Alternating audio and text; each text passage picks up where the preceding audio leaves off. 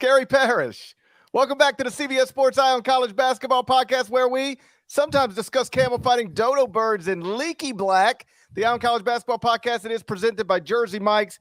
Jersey Mike's, a sub above. David Cobb is here with me. If you're watching on YouTube, smash the like button like you're Brandon Davies.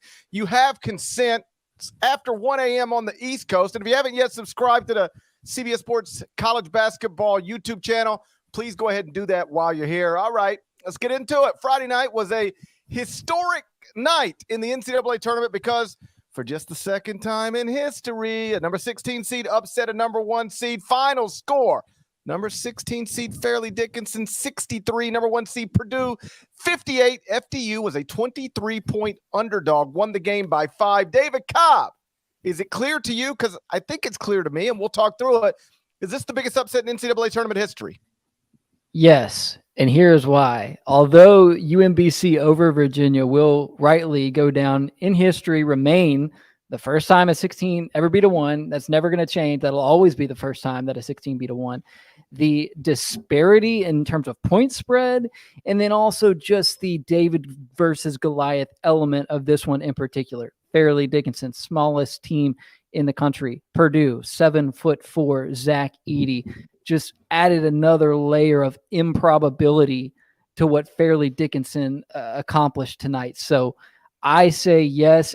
Maybe it's recency bias. Ask us again in 3 to 4 years. Maybe it's a different answer. But here, just a few hours removed, Fairleigh Dickinson over Purdue feels like the biggest upset in NCAA tournament history. Let's stop here for a second, and we'll get back to all of the numbers that back up that claim. But you mentioned Fairleigh Dickinson, smallest team in college basketball at the Division I level. Purdue, headlined by Zach Edey, the 7'4", favorite to be just everybody's national player of the year. This was wild when I saw you tweet it.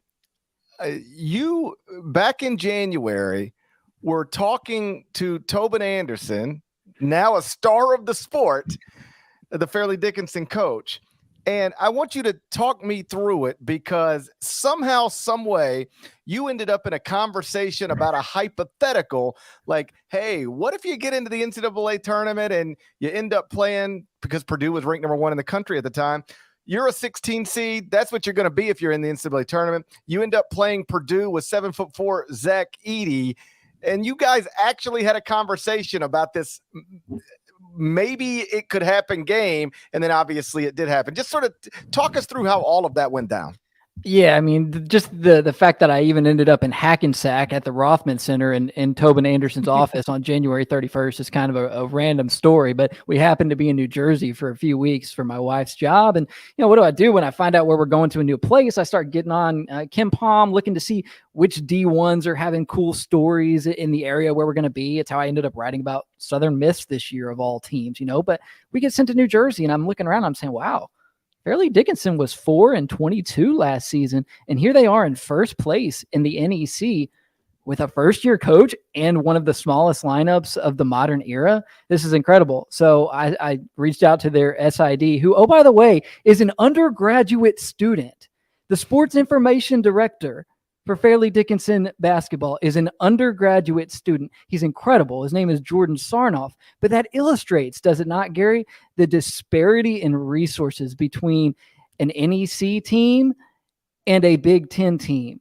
Jordan Sarnoff is an excellent SID, but he is an undergraduate student. And to me, that is an amazing illustration of how not only in stature, but also in resources, this was a David versus Goliath matchup. But yeah, I went up there, watched a practice, got to sit in the office with Tobin Anderson for a while. We were just kind of talking hypotheticals at the end of our conversation. I was like, you guys could likely end up as a 16 seed. And at the time, Purdue was the number 1 overall seed projection. And so what do you guys do if you get matched up with Purdue? And, he chuckled. And I actually ended up using the quote at the very end of the story, or at least part of it. And it was just wild to see that come to fruition. And it's been fun sort of exchanging text messages over the last couple of weeks with somebody who has now become the face of the NCAA tournament. It's been wild. So just an incredible ride for Tobin Anderson, who I think this is important to note. 10 and a half months ago, he was hired. Yeah. He didn't get disappeared until early May. Right. Fairleigh Dickinson didn't decide that it was parting with Greg Horrenda until several weeks after the season. So the fact that he was able to piece something together on the fly and turn a 4-win team into the team that pulls arguably the biggest upset in NCAA tournament history, it is one of the most wild and improbable stories in this sport's history. So I've been in studio all night at the CBS Broadcast Center for CBS Sports Network. You can probably tell from my suit and my shirt and green tie, St. Patrick's Day. Makeup, still in full makeup. Didn't have time to take it off. Rushed here, got here as quickly as I could. We had. Do I look smooth? Am I not shining under the lights? That's the main goal with this bald head. You got to get enough powder on it to make sure you don't shine under the lights. We had Tobin Anderson on CBS Sports Network tonight, and I used that opportunity to ask him about your conversation with him back in January. Nada's got the clip. Let's roll that now. Tobin, Gary Parrish here. I gather you had a conversation back in January with my colleague David Cobb about the possibility of maybe, when Purdue was ranked #1 in the country, playing Purdue in a 1 versus 16 matchup. And you guys actually, talked through it. How surreal is it to be sitting here in March after actually living through that game and then finishing on this side of it? Yeah, David and I were laughing about it. We were sitting in the office saying, what would happen if you played against Zach Edey? I said, we'll have to triple team him, quadruple team him, send the whole team at him, whatever. We were laughing and joking. All of a sudden, it came through. I'm like, oh, my God, we got to go do this now. So amazing. Like, just to walk out there and see them and see how good they are. And I've got tremendous respect for Purdue and how they do things. So, we understood the challenge at hand. It was an unbelievable challenge, but it was, our guys just played terrific. I mean, I couldn't believe how well we played. And, that's what makes March Madness so special, and the NCAA tournament so special, is a chance for a team like us. If we played them 100 times, they'd probably beat us 98 times. But one time, a one chance, a puncher's chance, we got it done tonight, and that makes it special. Later in that interview, we talked about a number of things, but one of the points I subsequently made is that this is, to me, the neatest thing about the NCAA tournament and really college basketball in general. Like, if we were in the first round of the NFL playoffs right now and we were NFL podcasters or whatever, we would be talking about things that in some form we've been talking about all year long. It'd be Joe Burrow, it'd be Lamar Jackson, it'd be Patrick Mahomes, whatever. If we were in the Major League Baseball playoffs right now and we were podcasting about baseball, we would be talking about some things that we've talked about already. I write about this sport, talk about this sport, podcasts, radio interviews, television. I don't know that I've said 20 words about Fairleigh Dickinson all season long, and yet now Fairleigh Dickinson is the biggest story in this sport's postseason, at least right now. And I genuinely don't think that's anything you could get in any other mainstream sport in America. Back to the idea that this was the greatest upset in NCAA tournament history. From a point spread perspective, Purdue was a 23-point favorite over Fairleigh Dickinson in this game. Virginia was only a 20.5-point favorite over UMBC. So technically speaking, this is a bigger upset than that 1 versus 16. The only other 1 versus 16 where we've seen the 16 win in the history of the sport. Some other notable things about Fairleigh Dickinson. They come from a one-bid league where the conference tournament champion is going to get the automatic bid, except not here, because Merrimack isn't eligible for the NCAA tournament.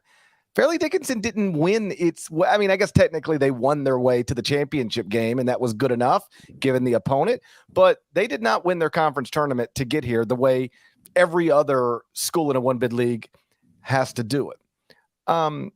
Fairleigh Dickinson, Jay Billis pointed this out on Twitter, ranks 350 heading into the game, ranked 353rd in the nation in adjusted defensive efficiency and 352nd in 2-point field goal percentage defense heading into a game against Zach Edey.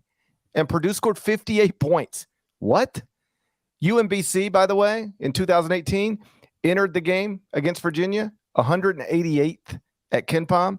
Fairleigh Dickinson entered this game 299th at KenPom. And I want to give credit where credit's due. At Joe Stenardi on Twitter tweeted this out earlier, and it got retweeted into my timeline. I thought it was interesting. He tweeted that if you put 2023 Fairleigh Dickinson on a neutral court against 2018 UMBC, according to KenPom, UMBC would be a 7-point favorite over Fairleigh Dickinson. And so analytics, schmanalytics. You cannot measure. You cannot measure the heart, Gary. You cannot measure the heart of the FDU Knights. You know what is a shame, though, Gary? St. Peter's was the Peacocks, and the Peacocks had a great noise associated with them. How do you be a Knight? I don't know how to be a Knight. I need armor. I guess I would need armor. It starts with armor. I think becoming a Knight starts with armor. So you just can't. I mean, I bet you can at 1 a.m. in New York City find armor somewhere. Pull up Instacart. Pull up another browser. But Instacart, some armor. I don't know where to get armor this time of night. If Fairleigh Dickinson, Gary, if Fairleigh Dickinson wins against Florida Atlantic and advances to the Sweet 16, will you do a podcast hit with at least one piece of Knight armor? If I can find full Knight armor, I will wear full Knight armor on the podcast if FDU finds itself in the Sweet 16. There's gotta be a Knight costume somewhere on Amazon. I can get shipped to me by the time it's late Friday, early Saturday. I could probably get it by Sunday. You would think I might be ready to go in on full armor on Sunday night. It just did incredible. And I made this point on our show earlier at CBS Sports Network. Sometimes these types of upsets happened. You know, it's Furman over Virginia or Princeton over Arizona. And people with jobs, congratulations, people with jobs like our jobs will sit there and go, well, you know, the thing people didn't realize heading into this is blah, blah, blah. And that's why you could have seen this coming. You know, nobody saw this. There's no way to see this coming. It's impossible to see coming. There is nothing in the data, nothing that says, oh, yeah, Fairleigh Dickinson is about to upset Purdue. Everything suggested Purdue would just full transparency. My call time tonight was late, and I was doing other things, getting ready to go to the studio while Fairleigh Dickinson and Purdue was happening. And then it was okay, hold on. This is real. It's time to pay attention to this and lock in. And after I locked in, I thought Steve Lapis was great on the call, by the way, because he made some really interesting points that I fundamentally believe were true as well. You know, those freshman guards, they were part of the reason Purdue was such a neat story. You get two guys ranked outside of the top 90 in their high school classes, and now they're starting together in a backcourt with the National Player of the Year for the number one ranked team in the country. That was the Purdue story for much of this season. And as the season progressed, those two guards, Braden Smith and Fletcher Lawyer, they went from being among the reasons Purdue was ranked number one in the country to among the reasons Purdue was vulnerable down the stretch. And in this game, they combined to go, I believe it was 6 of 20 from the field, and they combined for 10 turnovers. And the point Lap made down the stretch, and I noticed this as well, 3 minutes to go, 2 minutes to go, where the clock is ticking, you're behind. It's time. Somebody's got to make a shot, and you can't even get the ball to Zach Edey. Nobody wanted to shoot. It looked, I'm hesitant to use the word scared to shoot. I don't even, but nobody wanted that it was can we get it to Zach? If not, what do we do? Maybe was passed up a couple of really wide open shots. I think people not named Zach Edey were 12 of 42 from the field. So Zach Edey has a big night per usual, but all along for Purdue, minus those games in the middle of the season when Fletcher Lawyer was really going off, they've been without a primary secondary option behind Zach Edey, and that was so evident today. And it goes back to the old adage, which has proven only partially true, by the way, during this NCAA tournament. When you look at some of the crucial mistakes made by guards like Kihei Clark and Kendrick Davis, over these past couple of days. But yes, to your point, Fletcher Lawyer, Smith for Purdue, freshman, and then you got 2 fifth-year senior graduate transfers, D2 transfers, mind you, but experienced guys who have been in NCAA tournament action on a different stage, but still with Fairleigh Dickinson, Demetri Roberts, and Grant Singleton. And I think that was a huge part of how this outcome came to be. And I also love the fact that in y'all's hit with Tobin Anderson, he acknowledges, hey, we play this game 100 times. Yeah. We probably only win once or twice. He knows that. And that's what makes this so incredible. Yeah, like me and my buddy Brent Stover always joke in studio because I've got these little go-to lines and we laugh about them because they're the things you're saying something very obvious, but it sounds enlightening, but it's very, very obvious. So you say things like, this is not a 7-game series. Well, of course it's not a 7-game series, but like the point you're trying to make is you don't have to beat this team 4 times in 7 games. You got to beat them 1 time. That's all it takes. And Tobin, I thought I appreciated that as well. He didn't come in here and say, hey, listen, we think we can play with anybody, or we feel like, we're underrated, none of that. He was like, listen, that's Purdue. They're awesome. And if we played them 100 times, they'd probably beat us 99 times. But in this one time when we actually got to play them, we were better. And they were better, by the way. He made that point too, which I also appreciated. He was like, we didn't sneak up on them and steal it in the end. They played better. They all played them for really the entire game. Again, Purdue only scored 58 points. And as happy as I was for Tobin and for FDU and all of those fans, I really did feel sick for Matt Painter and for Zach Edey and for Purdue because you heard me talk about it on a previous podcast. Like, I put Purdue in my Final Four, not necessarily because I thought Purdue was playing the best of anybody in that region heading into this thing, but because, I wanted Purdue to go to the Final Four. I wanted Matt Painter to be a Final Four coach. I wanted those fans to get to experience that. It's a great fan base. It's a great program. It's a great coach. And you heard Matt Painter say, I thought this was interesting too. He said, we got good guys. Other programs, they got some stuff going on, but we don't have any of that stuff. It seemed like he was referencing Alabama and that entire circus. And he was like, we got good guys, but but this and this hurts. This is we gotta sit on it and deal with it and learn from it. But it's starting to stack up on them now. Because if you look at Purdue's last 3 NCAA tournaments, here's who eliminated them. Number 13 seed North Texas, number 15 seed St. Peter's, number 16 seed Fairleigh Dickinson. Like, that starts to become connected to your program, connected to you as a coach. Until you fix it, this is the type of thing now people will start focusing on heading into the 2024 NCAA tournament. If Purdue, let's just say, is a 4 seed, somebody's going to say, well, I know I'm picking against them in the first round because, I watched them lose to North Texas, watched them lose to St. Peter's, watched them lose to Fairleigh Dickinson. They don't show up in this tournament. I don't know that that's fair. In fact, I think on some level it's probably unfair. I just know that it is something that'll happen.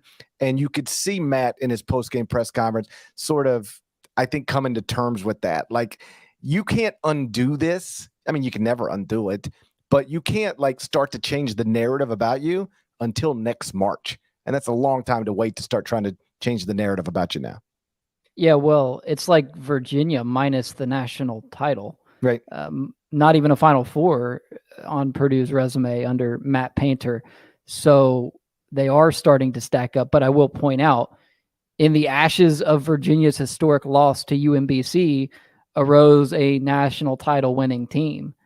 Now, I think Purdue has to make some upgrades to the talent level on its roster in order for that to be the case with the Boilermakers. But there is something to be said for the motivation to be had in a loss like this, in that devastation sort of spurring you on to something greater. Again, I don't think that Purdue has the NBA level talent on its roster without a Jaden Ivey to do that next season, but perhaps there could be somebody in the portal, or perhaps there's a big jump for a player on the current roster to make to become that guy. But that's a silver lining, is that, hey, the only other time this happened, the team it happened to won the national title the next season. Well, if I'm Matt Painter, that's exactly what I'm preaching to my team. But the difference, and you touched on this, when Virginia came back in 2019, they had multiple NBA players. I mean, that's the thing some people forget about that Virginia team. Like people lump all these Virginia teams in together because they all play slow and they're not like overloaded with athletes and whatever. But like that Virginia team that won the title had like legitimate NBA talent, and they were elite on both sides of the ball. Top 5 in offensive efficiency, top 5 in defensive efficiency. That team was awesome. I don't know that Purdue is going to have multiple future NBA players unless they really get to work in the transfer portal. And maybe what we learn is that, okay, that was cool the year Purdue started, those 2 freshman guards who were sub 90 in their high school class, but maybe they don't both need to be starting guards at this level if you are trying to go to a Final Four, win a national championship. I know that might sound like revisionist history, given that Purdue with that backcourt did earn a number 1 seed in the NCAA tournament. But I think when this happens to you, you lose to a double-digit seed for the 3rd consecutive year. Like everything's got to be on the table. I think Matt Painter and Tony Bennett are terrific.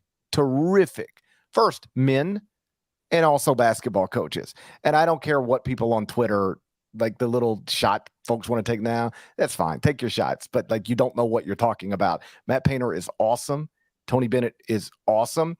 But I do think they probably both need to look in the mirror a little bit and ask the question, okay, why does this keep happening to us? Because with Virginia, 3 of the past 4 NCAA tournament appearances have ended with, losses to double-digit seeds, and now at Purdue, it's 3 straight. I think both those guys are smart enough to in any walk of life, you need to self-analyze every once in a while. Why does this same thing or similar thing keep happening? And I suspect that both of them will. Let me ask you this, because boy, I got some pushback on this one on Friday night. Zach Edey, through the regular season, I guess you could say even through the Big Ten tournament, it's so clearly the National Player of the Year. Like if you have a ballot and you don't put him number 1, you're just trying to be different for the sake of being different. But at CBS Sports, we do not vote for National Player of the Year until after the Elite 8. And I don't know if this was the catalyst for that decision, but at least for me, one of the things that I never liked about the 2010-2011 season is that when it was over, Kemba Walker was clearly the star of that season. Star in the Big East tournament. We still remember the crossover against Pitt. He goes on and leads the Huskies to the national championship. When you look back at that season, Kemba Walker is the star of it, but he wasn't the National Player of the Year. Jimmer Fredette was. And so, again, I don't know if that is what made us adjust the way we do this, but at some point we decided we're not going to name a National Player of the Year at the end of the regular season or at the end of the conference tournaments. We're going to wait until the Final Four, because then all but 4 teams are done, and you don't miss out on the Kemba Walker stuff. And with that in mind, I just sort of like, it's not like I tweeted, I'm not voting for Zach Edey for CBS Sports National Player of the Year. As we sit here right now, I think I probably still will end up voting for Zach Edey the same way last season I still ended up voting for Oscar Tshiebwe, even though he lost in the first round to St. Peter's. But I just sort of acknowledged, at least in my mind, that for our purposes, this does open up the National Player of the Year race, because whether it's Jalen Wilson at Kansas or Drew Timme at Gonzaga or Trace Jackson Davis at Indiana, and we'll get to the night he had, Brandon Miller at Alabama, Marcus Sasser at Houston, Jaime Jaquez at UCLA. If one of these guys goes on this crazy statistical run and carries a team to the Final Four, I can imagine myself at that point voting for somebody other than the guy whose team got rocked in the first round by a 16 seed. Where are you at on that? I'm with you. So you go back and look at TJD, just for example. Indiana beat Purdue twice in the regular season. Now tonight, Trace Jackson Davis does something pretty historic that I guess we'll get to, but in terms of his stat line, he's off to a great start in terms of putting a team on his back and taking them somewhere pretty far this month. I think we emphasize as college basketball media, college basketball fans, just the college basketball culture is so geared towards NCAA tournament performance that yes, absolutely, these next couple of weeks are going to fully dictate how that conversation goes. I think in all likelihood, I'm going to end up voting for somebody other than Zach Edey. Okay. However, I will leave the door open for, let's say, San Diego State makes the Final Four out of the South. Tennessee makes it out of the East. I'm looking at my bracket down here. Northwestern makes it out of the West, and Pittsburgh makes it out of the Midwest. Those aren't teams with these crazy star players, guys who we're even considering for All-American status right now. So it's conceivable that these 5 or 6 stars whose names we just mentioned don't get far enough to really warrant that consideration. But if somebody from that category, Miller, Timmy, Sasser, Jaquez, etc., a couple more that we named, one of those guys carries their team to a national title, they're the national player of the year. That's right. I mean, it can't just be a guy who was a first team all conference, but not an All-American who then carries his team to the Final Four. That guy's not under consideration, but it's other consensus All-Americans, mostly first team All-Americans. Again, if I were betting, I would bet right now that I end up voting for Zach Edey for National Player of the Year. All I was pointing out on Twitter is that I think that race that felt closed now feels open to me based on the way that we do it. And, it was, I wasn't surprised by the pushback, but like some of it's just rooted in nonsensical stuff. Like we all agree all season long. Everybody agrees that your team's success matters when it comes to National Player of the Year candidacy. In other words, if not, why isn't Antoine Davis the National Player of the Year every year? He scores more points than everybody else. Make that guy. No, why is he not even a candidate for All-American teams? Because his team stinks and we don't pay attention to it. When your team loses in the round of 64 to a 16 seed, that factors in to the conversation if we have decided as an organization to include that as part of your body of work. Yeah. And so this Gary, what happened on Friday night matters. Yeah, I think what it is you just invite a lot of scrutiny upon yourself because of the way you pronounce groin. I can't say that word. It's such a weird word. What is Brandon Miller's injury?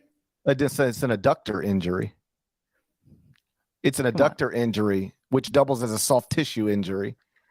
All right, so Adam Zucker is tossing it to you in CBS Sports Network on the desk, teeing you up to talk about the biggest storyline around Alabama going into the second round. A key player is dealing with what, Gary? An adductor injury. Oh my God. Brandon Miller has been diagnosed with an adductor injury. He did not go through live contact drills on Friday.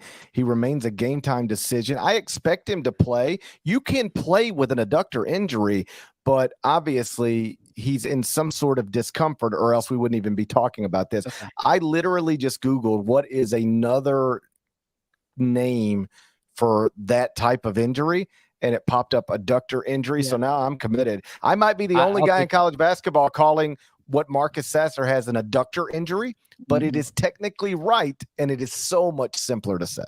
I will take that every day of the week over your horrific and offensive pronunciation of groin as growing. It's hard. I mean, it's just wild. I don't know why. It's a mental hurdle. Like I have to, if you want me to say it, I have to like wind up like a pitcher almost. I have to go coin, Des Moines, then I say it. Okay. Going. Once I get going, I can do it, but I can't just say that word right out the box. Okay, so your kid's at school and the teacher asks him to write a poem about his mom and dad. How do you say poem? How do you say that word? I call poems raps. I would just say write a rap about me. But you said point that you said poem. Can I say poem? Poem. Am I saying it? Poem. I just was worried that I was worried that somebody who says growing would also say poem. And you are that person. So it's just, anyway, this is tough. Language is tougher than you think for me. This is where growing up in North Mississippi, like you can shed some of that stuff, but maybe but maybe not all of it. Either way, Brandon Miller, Marcus Sasser, they're both dealing with adductor, ADD, adductor injuries. Hopefully they'll be okay this weekend. Let's move on. Providence lost to Kentucky on Friday. Iona lost to UConn. Is that it for Ed Cooley at Providence and Rick Pitino at Iona? We're going to get into that next. But first, a word from our adductor partners. Hey, Calvin, you play golf. You think you can win one of those green jackets at the Masters? Well, if it's for being the most loving neighbor of the year, yes. It's a tradition unlike any other. The Masters on CBS.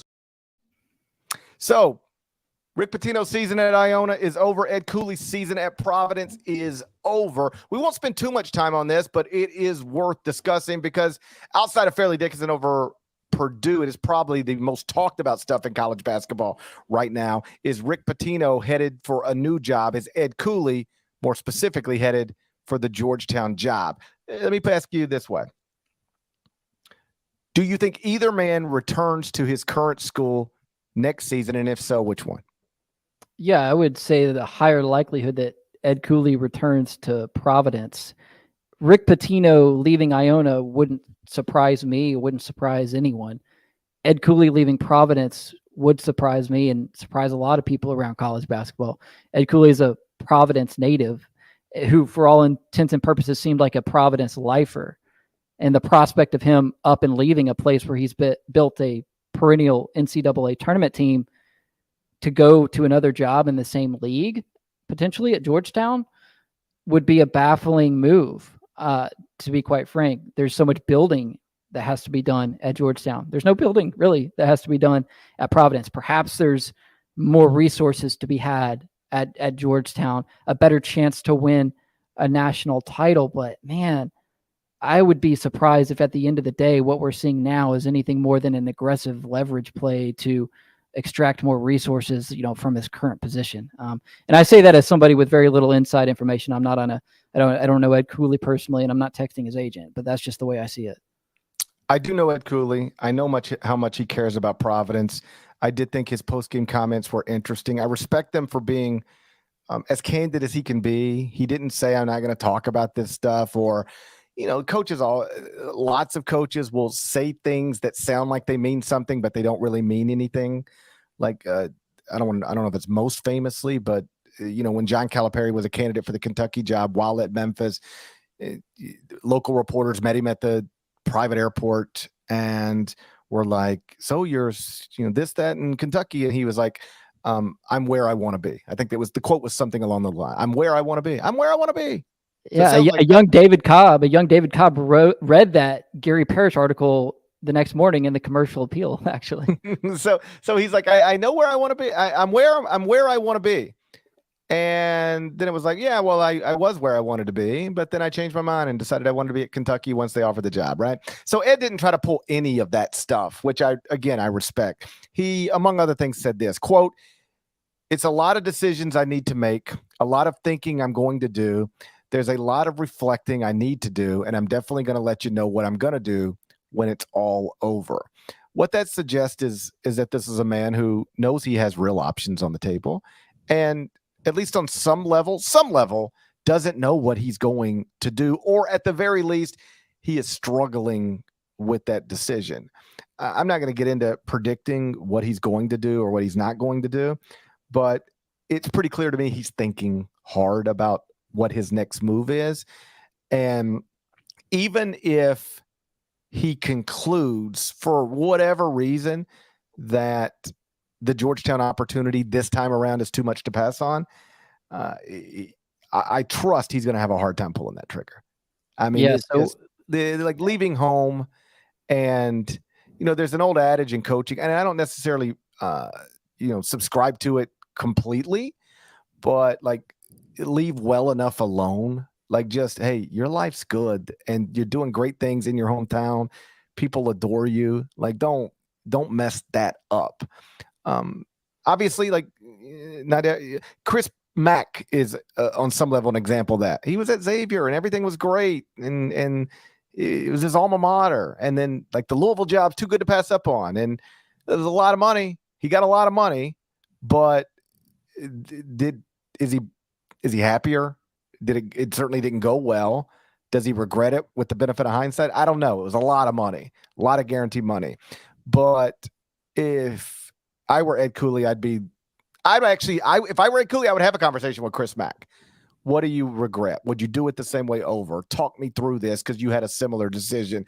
That's going to be a tough one. I'm not going to, and I'm not even going to tell you what I think's right or wrong because it ain't my life. It's not my career. Ed Cooley and his family are the ones who need to make this decision, but that one's really, really, really complicated and tough. Hey, let me tee you up on something here. Mm-hmm. Because you are better connected within these circles than I am. Over the last 36 hours, I've been so immersed in what's happening on the court that I've almost tuned out some of the coaching carousel stuff. But I want to present you a hypothetical scenario. You tell me, is it feasible that Georgetown could strike out on both Micah Shrewsbury and Ed Cooley? If so, where do you think that leaves the Hoyas search? Because from what I saw yesterday, it seems as though Penn State's at least trying to make the effort to keep Micah Shrewsbury around. Yeah, well, and they should. They're a Big Ten school with tons of money. Like, you should pay everything you got to pay to keep Micah. And honestly, like, Providence doesn't have Penn State money.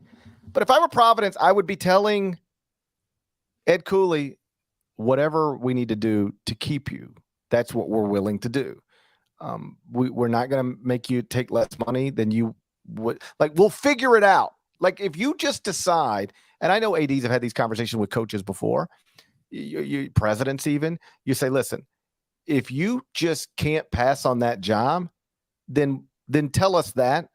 But I can tell you we will commit to you in every way where you're not leaving money on the table. You're not leaving travel budgets on the table, whatever. If you leave us, it'll just be because you decided you wanted to coach there more than here for whatever reason, but it's not going to be a money thing. You're not going to leave over money. If I were Providence, I'd be telling that to Ed Cooley, and if I were Penn State, I'd be telling that to Micah Shrewsbury, and I suspect on some level those things are going on.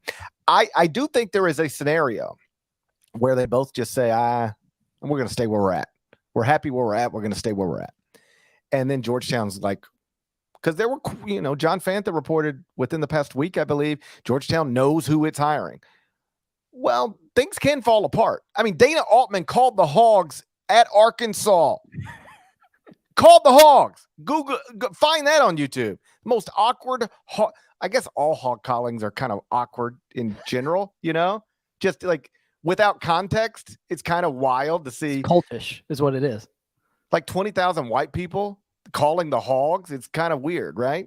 Freaked me out the first time I saw it. It's a weird thing, but it's their thing. So whatever. Not judging. It's like if you just flew in from another planet and first thing you saw was a bunch of Arkansas fans calling the Hogs, you'd be like, what is happening here? You just turn around and go home. You just turn around and go back to your other, you'd call a night. You'd be like, all right. You ever like walked into a bar and you look around and you're like, all right, this ain't for me. Mm-hmm. I think that's what you would do. You came from another planet. You just happen to, you land in Bud Walton and it's like 20,000 people calling the Hogs. You'd be like, you know what? Maybe Earth ain't for me. Maybe Earth isn't for me. Anyway, Dana Altman accepted the Arkansas job, went to Fayetteville, called the Hogs, and then said, this ain't for me. He basically is like the aliens. And he went back to Creighton. So these things can fall apart even after they're done. So even if Georgetown thinks it knows who it's hiring, that could fall apart. So to answer your question, after all that nonsense, where would Georgetown turn then? I'm not sure, but I'll tell you where Georgetown should turn. And it's the same place St. John should be turning. Texas Tech should be turning. Anybody with an opening. It should be Rick Pitino. Like Dan Walken wrote a column, USA Today, earlier on Friday. I'm not suggesting he was stealing my points. He wasn't. He's the awesome columnist. But like it echoed a point that I have made over and over again, which is it's crazy to me that people spend so much time asking questions like, well, can you hire Rick Pitino? Instead of just saying, why wouldn't you hire Rick Pitino? Like what is don't try to sell me on why you might hire Rick Pitino. Try to make me understand why you're not 100% going to hire Rick Pitino. He's incredible. He's incredible. Well, I'll tell you why you shouldn't. There was this idea, and I think it was you and Matt who discussed this on the pod several months ago. At the least in November, December, there was this idea, this sense within the coaching world that Rick Pitino has sort of evolved into a little bit more of a figurehead type at Iona, very involved in game coaching, some of the face of the program types of duties, but more passively involved in some of the things that are required of successful Power 5 head coaches, such as intense recruiting and things of that nature, game planning, film watching, scouting, etc. Has that changed? Has the perception there changed?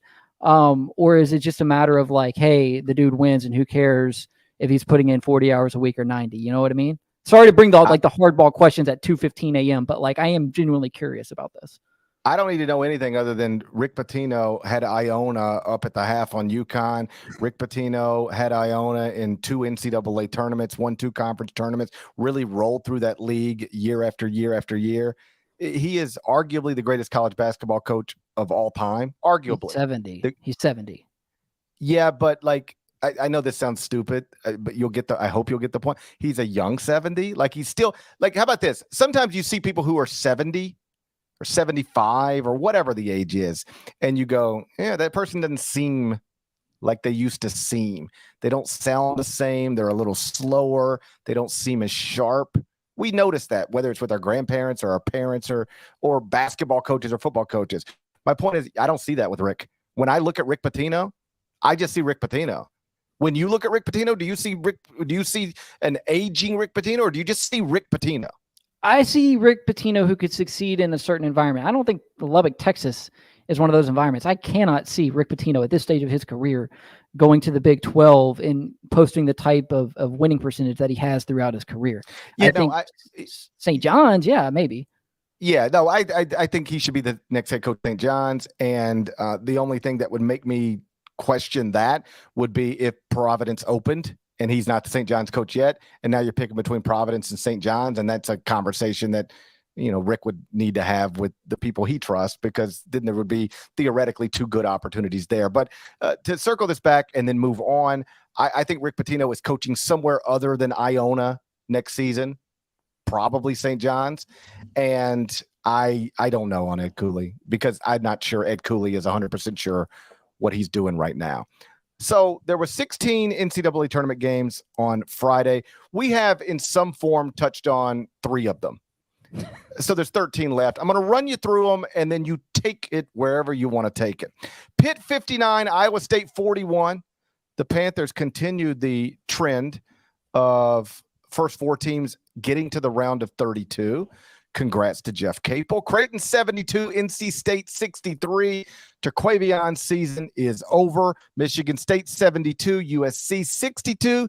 Tom Izzo is advancing in his 25th straight NCAA tournament. Not advancing for the 25th straight time, but he is in the NCAA tournament for the 25th straight time. St. Mary's 63, VCU 51. No computer tricking in the round of 64. Miami 63, Drake 56.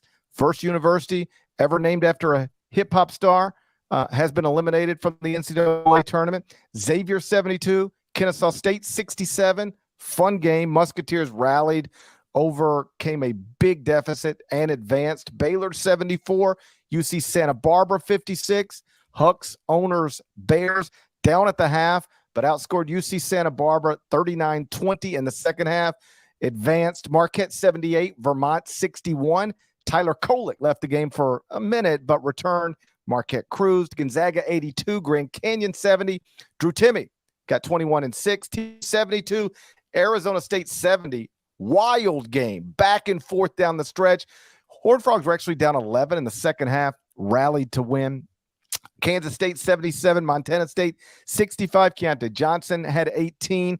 Indiana got past Kent State. We mentioned Trace Jackson Davis, 24 points, 11 rebounds, 5 blocks, 5 assists. First player in NCAA tournament history to get at least 20-10, 5-5 at an NCAA tournament game. Florida Atlantic 66, Memphis 65. Controversial ending. Tigers gave up a layup in the final seconds and lost. Penny Hardaway threw his water bottle, and apparently Kendrick Davis and Malcolm Dandridge almost like we're in a scuffle on the sideline. There's a lot there, admittedly. Just go wherever you want to go. Yeah, I know that we both on our respective alternative platforms will get more into that Memphis FAU game, but we got to touch on it. I don't know if you were able to see the end of it in studio. I was live on television as it was due. I went back and watched it. Kendrick Davis first had like a little Kihei Clark moment. Like he just threw the ball away for no reason. I don't know what that was. And then you tell me if I've got it right. There's a loose ball. Memphis seems to get control of it and call a timeout. There's multiple players calling timeout. The refs don't give it to them. Instead, make it a jump ball. It's Florida Atlantic ball, and then they get the baseline out of bounds layup for the win. Is that right? Correct. I think you can accurately state that a timeout should have been granted to Memphis. It's one of those where I would be curious to see, how the NBA does the last 2-minute report where the following morning they release a judgment on whether or not the impactful calls of the final couple minutes were accurate or not. This is a situation where I would love for the NCAA tournament to have a last 2-minute report, because that was such a crucial call in the game. And ultimately it kind of comes down to referee judgment. Do you grant the timeout as the FAU players are reaching to grasp the basketball? It's a bang decision. And really, I think it is a judgment call. And you can, I think, rightly say that the judgment went against Memphis in a way that it probably shouldn't have. But I mean, ultimately, boy, for Memphis, this felt like the year with your two senior leaders after the win against Houston, the AAC tournament title game. The path is open for you with Fairleigh Dickinson defeating Purdue. You have FAU on the ropes in the last couple of minutes. And then you mentioned the Kendrick Davis turnover, a little bit of a defensive breakdown there at the end as well. I have a hard time seeing how this isn't like a sort of a borderline catastrophe for Memphis, given the sense that they're going to have a roster full of freshmen next season and the path was open for them. Maybe I'm just being reactionary in the moment, but it just feels like a devastating loss. Well, I don't know if it's a catastrophe for Memphis, because I think they'll be good again next season, but it is a wild missed opportunity, because all you got to do is not give up a layup in the final seconds, or Kendrick Davis not throw that ball away, or a million other things. You win the game, and then you're playing, with all due respect to FDU, you're playing a 16 seed to go to the Sweet 16.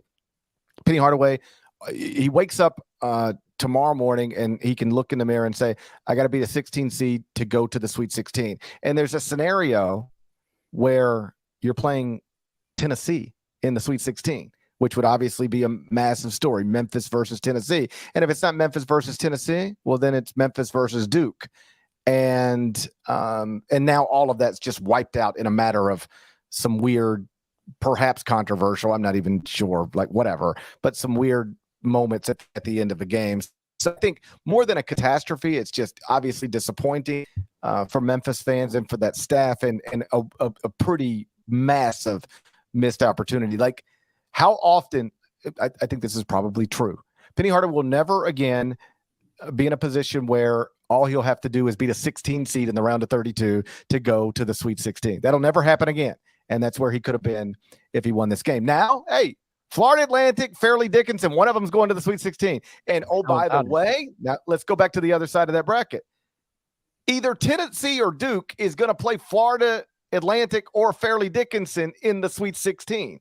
And it guarantees, I think, because FDU, that's surprising. Florida Atlantic's good. Florida Atlantic's won 32 times. They were only a slight underdog to Memphis. So Florida Atlantic can play with Duke or Tennessee. But if you're Duke, Tennessee, you got to be looking up above you right now and saying, we win this game, we're going to play a 9 or 16 in the Sweet 16. Things are setting up nicely for us. Yeah, and I think this also increases the likelihood that we get some owl sounds from Gary Parrish on the pod in the future. I mean, if the night armor doesn't work out from FDU, maybe, an Elite 8 run from FAU could get us some owl noises. Because honestly, I don't know what our numbers are like, but I know if they aren't what they were last year, it's because we don't have any peacock noises, and owl noises could maybe be a stand in there. There was a moment earlier today where I thought I was going to be just hooty-hoo, hooty-hoo, and explaining exactly what Bone stands for. And then Xavier stormed back. Funny moment post-game, Xavier and Kennesaw State, Evan Washburn. I was talking to Sean Miller, and he was like, how did you avoid the upset? And Sean's like, I don't know. I don't know how we avoided the upset, because Kennesaw State was really in control of that game for much of the game. And then, God, it was so long ago. Was it Jack Nungy with the block at the buzzer? Yeah. And one of those where it looked like it was going to be a layup for the lead. And then I don't want to say came out of nowhere, like he came at, but he had to get there, and he got there, and it was a massive play. And then,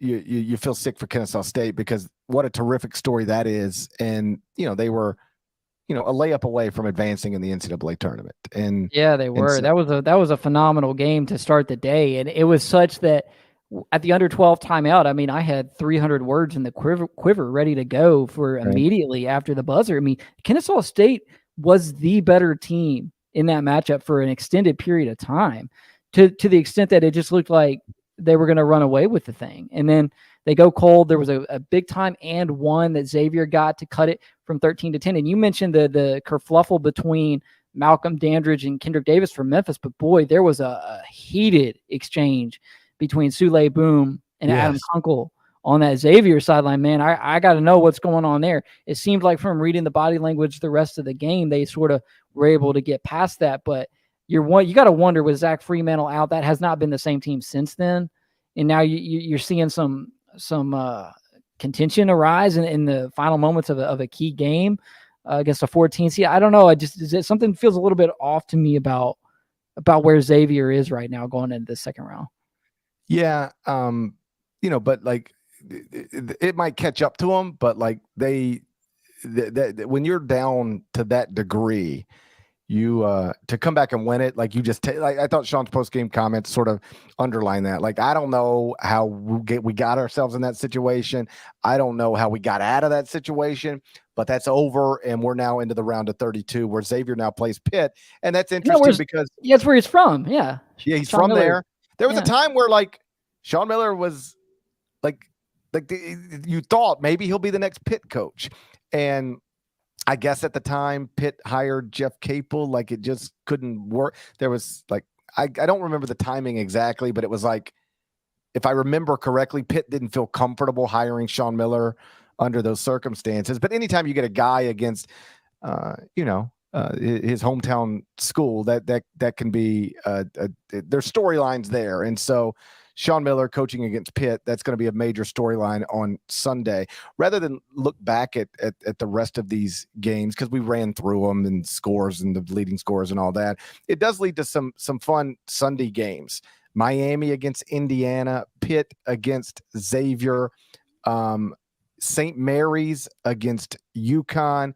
TCU Gonzaga is the one I might be looking most forward to, because that's a 3-6 game, but TCU with Mike Miles Jr. is closer to a 3 seed than a 6 seed. The Zags are going to have their handful there. Yeah, they will.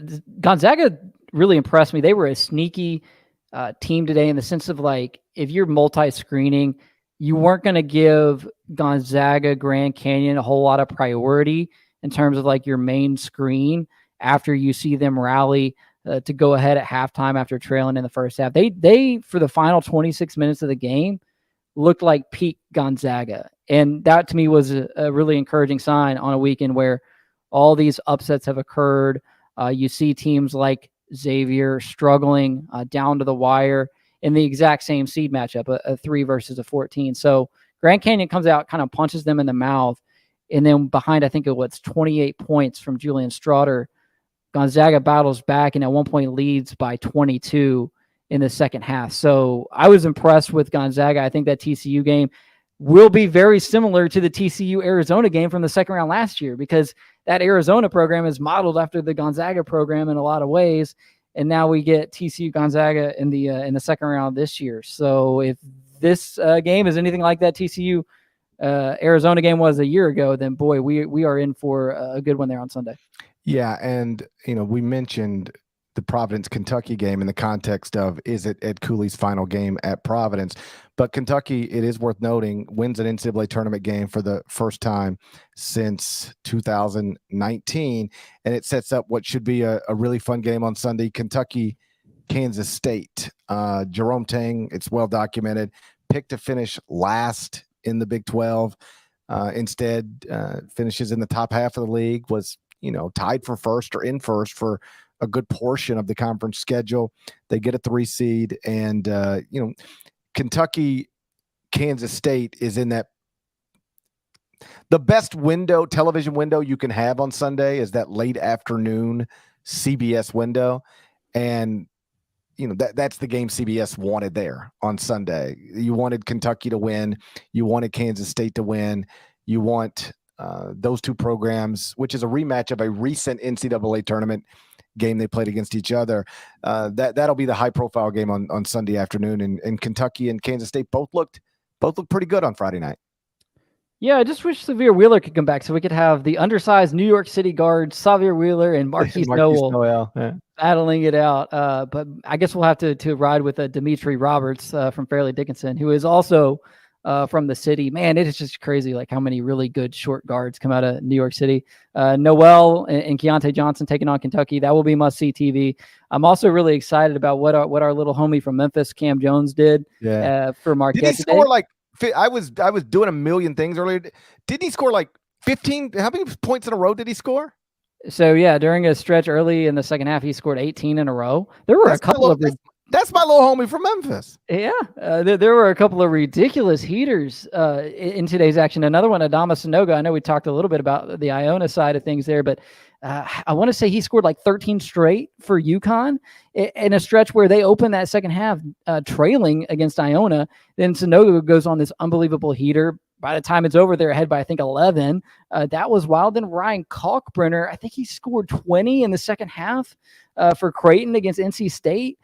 Just putting the work to the Wolfpack there in Denver. So the Big East in particular had some individual performances today that were just phenomenal. And Cam Jones stepping up big for Marquette with Tyler Collett kind of had like a hand thing going on. I haven't seen much from Shaka like what that was or like how bad it might be. But I mean, he played through it. He wasn't himself though. So for them to get big time contributions from another source there was encouraging.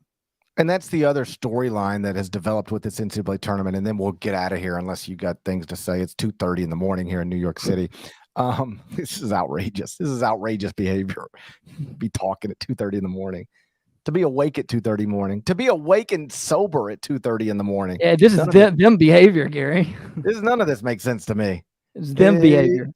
Yes, this is definitely them behavior. You see me awake at 2:30 in the morning. It ain't because I'm not sober. I promise you that. But here I am. I mean, I am right now. Still got makeup on. I got to take off for crying out loud. The injuries. Like there are legitimate championship contenders dealing with injuries at Alabama, at Houston, and now, again, we'll see how Tyler feels by Sunday, but it is true. He had to leave the round of 64 game. Your Big East Player of the Year had to leave his round of 64 game. Was he the Big East Player of the Year? I know he was somebody's Big East Player of the Year. Hey, let's just keep it simple.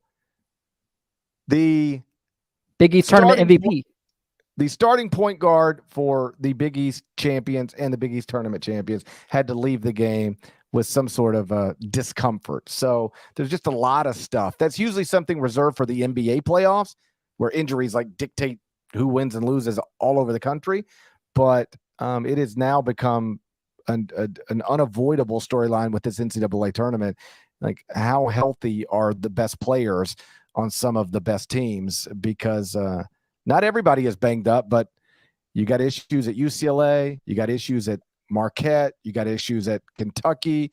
Obviously, Tennessee lost its point guard late in the season. You got issues at Alabama. You got multiple issues at Houston. There's a lot of teams that are banged up right now that are trying to win a national championship. And really, these little nicks and bruises and other things could be the type of thing that prevent you from doing that. It's a scary deal. Yeah, another one to add to that, not because he's a significant player in terms of production, but because he plays for a team that has very little bench production. That's Mason Miller from Creighton, left today's game for the Blue Jays, didn't come back, which you're like, okay, he doesn't play a ton, he doesn't score a whole lot, but that's a team that doesn't go deep at all. And now you lose one of the few players who you do reliably use off your bench that could accumulate for the Blue Jays as this tournament goes on. And then, Norchad Omie did play today for Miami, so I think that was an encouraging sign. But even TCU's Mike Miles, who led TCU with 26. He was dealing with injury stuff, throughout that game. So yeah, the nicks and bruises begin to add up as this thing goes along. I think it's time to call it a night. Shouts to Devin Downey. Shouts to Chester, South Carolina. Shouts to Huck. Shouts to Larnell. Shouts to all of you weirdos being up at 2:30 in the morning on the East Coast. I hope all of you live on the West Coast who are watching live. That's the only thing that would make this sensible to me. You ever catch me listening to a podcast at 2:30 in the morning? You'll never catch me listening to a podcast at 2:30 in the morning. So I appreciate all you guys being here. I hope you had a happy and safe St. Patrick's Day. And we're going to be back sometime after midnight on Saturday night, and we'll do this whole thing again. Hopefully we'll keep it shorter because this is stupid. Good night.